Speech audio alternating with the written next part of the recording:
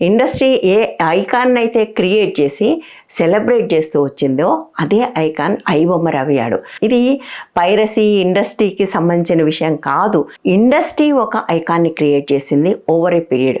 నువ్వు నన్ను ఎప్పటికీ పట్టుకోలేవు. అలాగే సేమ్ ఛాలెంజ్ కూడా ఇతను కూడా విసిరాడు కదా. చేతనైతే పట్టుకోండి అని ఛాలెంజ్ చేశాడు. అంత పెద్ద ఇండస్ట్రీకి ఎదురుగా నిలిచాడు. అంటే ఎవరైతే సిస్టమ్ని బ్రేక్ చేస్తారో లేదా సిస్టమ్ని ఎదిరిస్తారో అది ఒక స్టైల్, అదే హీరోయిజం అనే ఒక ఇమేజ్ని క్రియేట్ చేసిన తర్వాత అదే పని చేసిన వాళ్ళ పట్ల అటువంటి క్రేజ్ ఏర్పడటం అనేది చాలా సహజం. ఈ ఇండస్ట్రీ ఏదైతే క్రియేట్ చేసిందో ఆ ఇమేజ్కి వాళ్ళే వ్యతిరేకంగా ప్రవర్తించడం చూసి బహుశా వాళ్ళందరిలో ఇటువంటి అభిప్రాయం వచ్చి ఉంటుందని నేను అనుకుంటున్నాను. రవిని చాలా మంది రియల్ లైఫ్ పుష్పలాగా చూస్తున్నారు. పోలీసుని పెద్ద పెద్ద వాళ్ళని ఎదిరించి నిలిచిన స్టోరీ విపరీతంగా రిజోనేట్ అయింది మనం బీహార్ లాంటి స్టేట్స్లో కూడా. సో బేసికల్గా అటువంటి ఐకాన్ని క్రియేట్ చేసిన వాళ్ళే మళ్ళీ ఆ ఐకాన్ని శిక్షించాలి అని కోరటము చాలా మందికి కొరుకుడు పడట్లేదు.